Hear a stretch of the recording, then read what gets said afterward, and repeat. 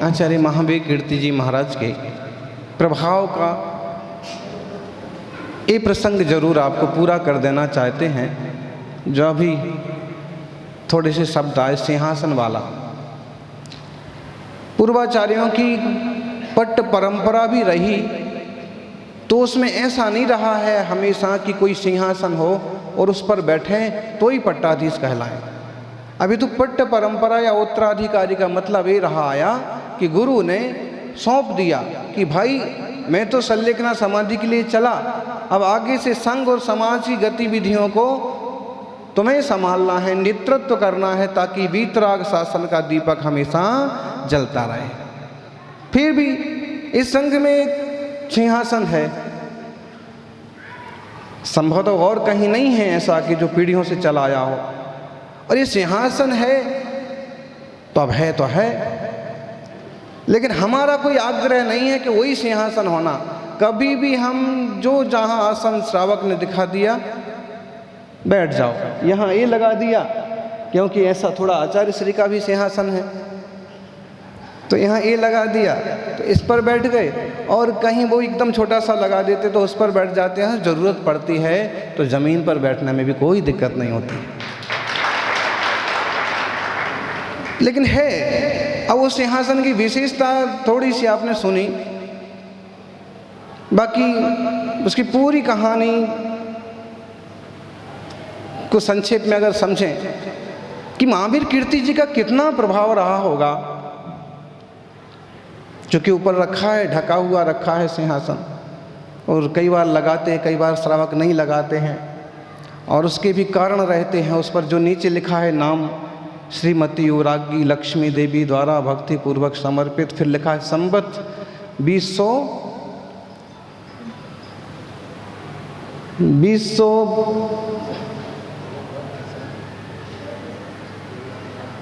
2013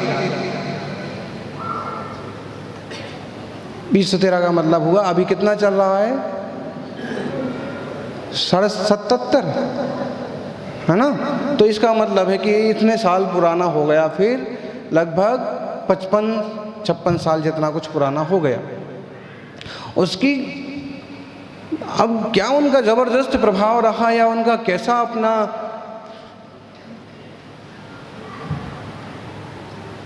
आशीर्वाद रहा लोगों के लिए, उसमें जो नाम लिखा है श्रीमती उरागी लक्ष्मी देवी, शुरू में हमको भी बड़ा अड़चन आती थी कि नीचे महिला का नाम लिखा है, ऊपर महाराज बैठ जाते हैं। अपन भी कम थोड़ी ना रहे हैं, समन्वय साम्यवाद तो धीरे धीरे विकसित हुआ है, तो कैसे बैठ जाते महाराज। बाद में जब हमने इस पर अध्ययन किया, जब वो पुराने एक महावीर कीर्ति जी के ऊपर अभिनंदन ग्रंथ निकला था और धरेंद्र जैन ये बनारस के अच्छे गुरु भक्त थे, तो उसमें भी कुछ पढ़ा कि रानी वो नेपाल की कन्या थी, राजकुमारी थी, उनके पिता का नाम था वहाँ के वो समझ लीजिए राजा या राज परिवार के प्रमुख शमशेर जंग बहादुर, उनके पिता का नाम, और उसका विवाह हुआ था इस भारत देश में। तो भारत देश में जब विवाह हुआ तो मुधोल है एक महाराष्ट्र में छोटी रियासत है, आज भी है, आज छोटा शहर है, पहले वो रियासत था मुधोल। तो बीजापुर हम लोग जब श्रवणबेलगोल गए थे तो फिर वो गांव भी मिला, तो ध्यान में आया कि मुधोलकर, उनके पति का नाम रणजीत सिंह मुधोलकर, मतलब वो जैन नहीं है कोई, वो महाराष्ट्रियन हो गए राजा, वो नेपाल का राजा, और वो नेपाल के राजा की लड़की शादी हुई यहाँ, शादियाँ तो हो गई, लेकिन फिर वो जो भारत स्वतंत्र हुआ, स्वतंत्र होकर के रियासतें सब वल्लभ भाई पटेल ने अच्छे से दो, प्रेम से दो तो ठीक, ना दो तो उनकी रियासत भी एक तरह से कानून के उसमें आई। तो रियासत वगैरह का जो लेन देन हिसाब किताब कानूनी हिसाब से करके, चूँकि वहाँ आज भी उनका महल है, लेकिन वो बस गए जा कर के फिर कलकत्ता में बस गया वो आधा परिवार समझ लीजिए, या राजकुमार वगैरह, ऐसे ही हुआ है। रियासतें छोड़ना पड़ी तो कोई अमुक शहर में बस गया, कोई तमुक शहर में बस गया, फिर रियासत का जो महल है कहीं उसको होटल बना दिया, तो कहीं अपना एक डिजाइन बना के रिसोर्ट बना दिया कि मतलब ऐसा उनके साथ हुआ। ऐसा होने के बाद उन्हें कुछ आशा थी कि जो भाइयों में बंटवारा हुआ है, राजकुमारों में बंटवारा हुआ है, वो बराबर मिलना चाहिए, वो समस्या थी।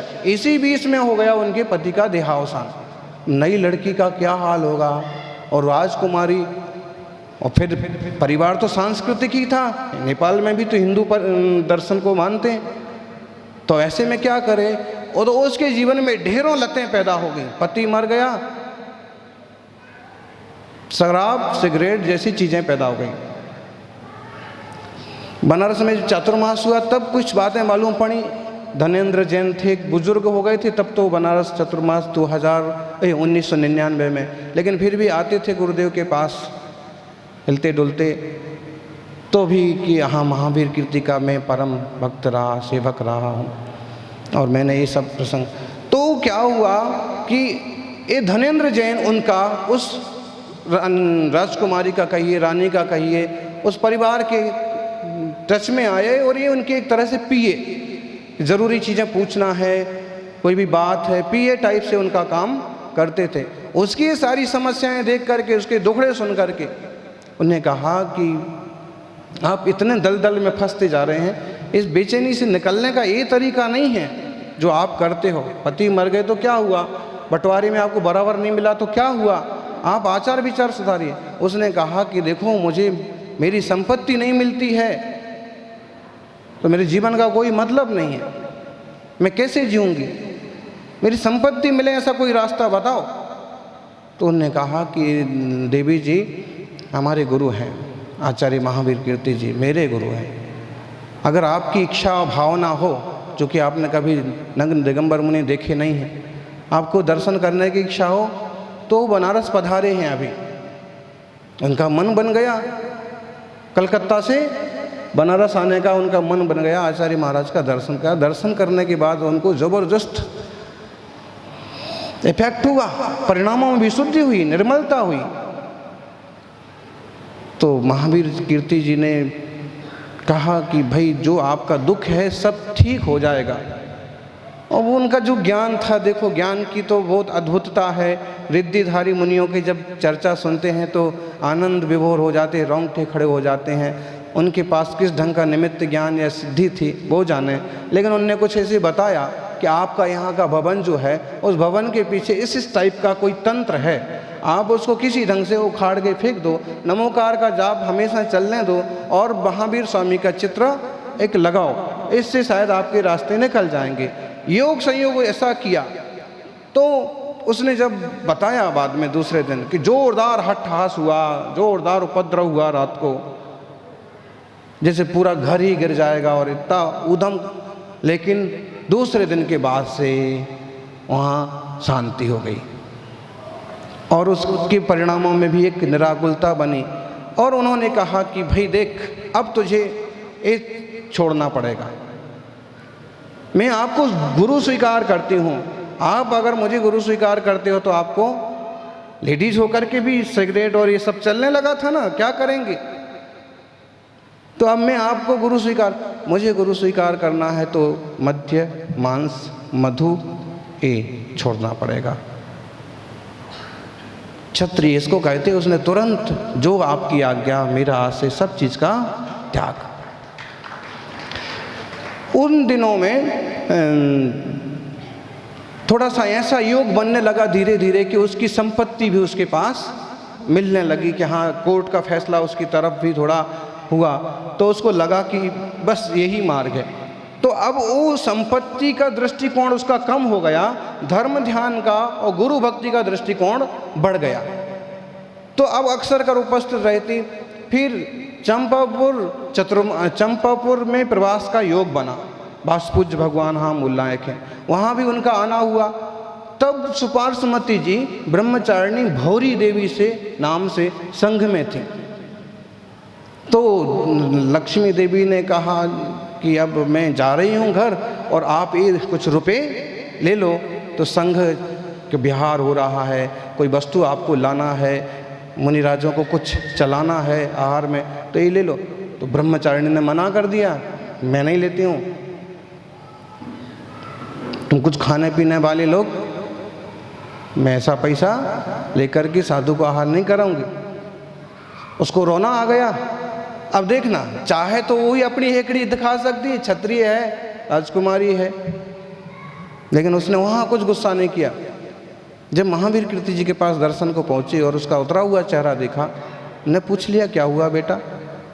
तो उतने में ब्रह्मचारिणी जी भी आ गई। तो ऐसा हुआ कि मैं कुछ दान करना चाहती हूँ।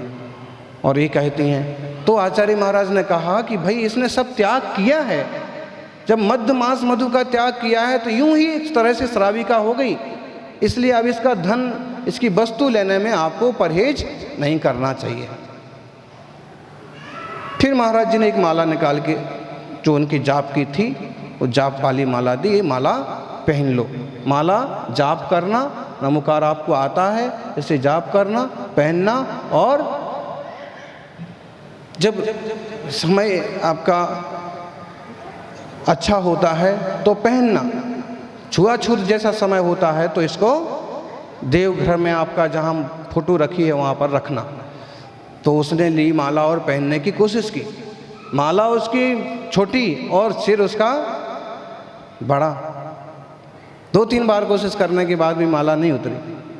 इसने कहा गुरुदेव माला तो उतर ही नहीं रही है, इसको तो हाथ में रखना पड़ेगी या पर्स में रखना पड़ेगी।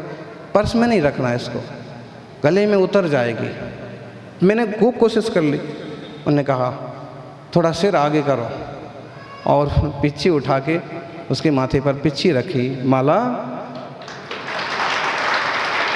बात बहुत छोटी सी है, लेकिन जो अपरिचित लोग हैं उनके लिए बहुत बड़ा चमत्कार हो गया कि हो 3 बार कोशिश की और फिर तो उसकी ऐसी श्रद्धा बैठती गई। और फिर उसने ये आग्रह किया कि मैं चाहती हूँ कि मैं, आप ऐसी ज़मीन पर बैठते हो और सादी लकड़ी के पाटे पर बैठते हो, मैं चाहती हूँ सिंहासन बनाओ। उन्होंने तो मना कर दिया।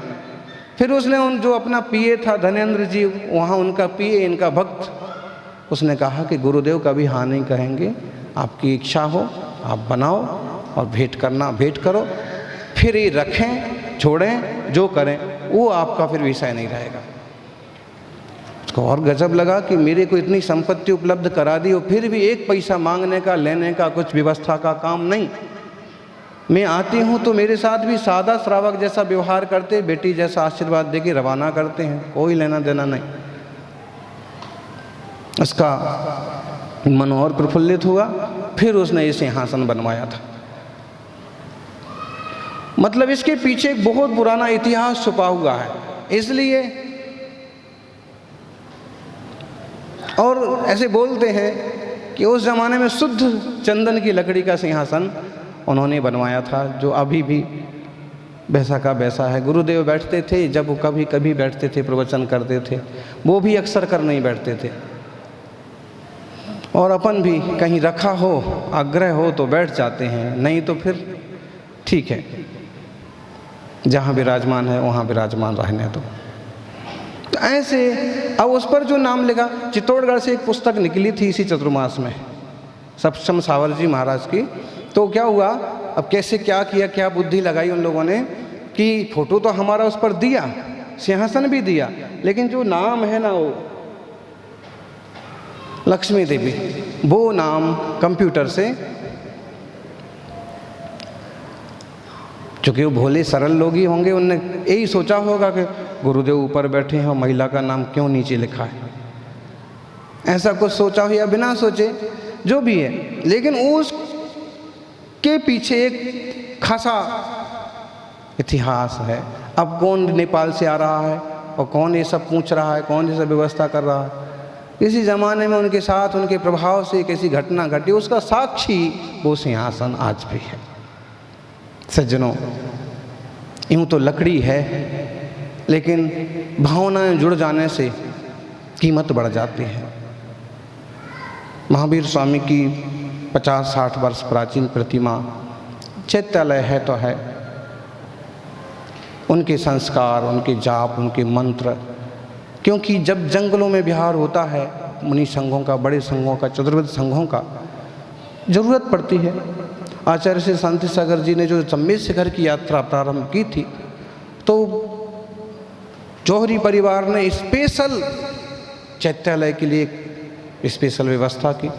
बाद में जब उनकी यात्रा पूरी हो गई तो उन्होंने एक काम किया कि दक्षिण भारत में बोले घर पास पास ही सब गांव है, समाज जुड़ी हुई है, तो फिर वो चैत्यालय कालवा देवी मुंबई में विराजमान है, आज भी विराजमान है, बड़ी अच्छी गंधकुटी बना करके। तो ये बात है कि आचार्य महावीर कीर्ति का जैसे कैसे यही प्रभाव रहा।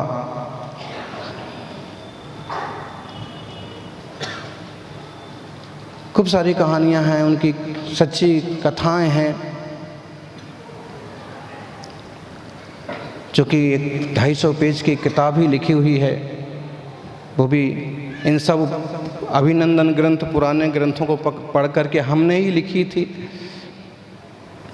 तो अब योग बने तो आप लोग भी पढ़ लेना। और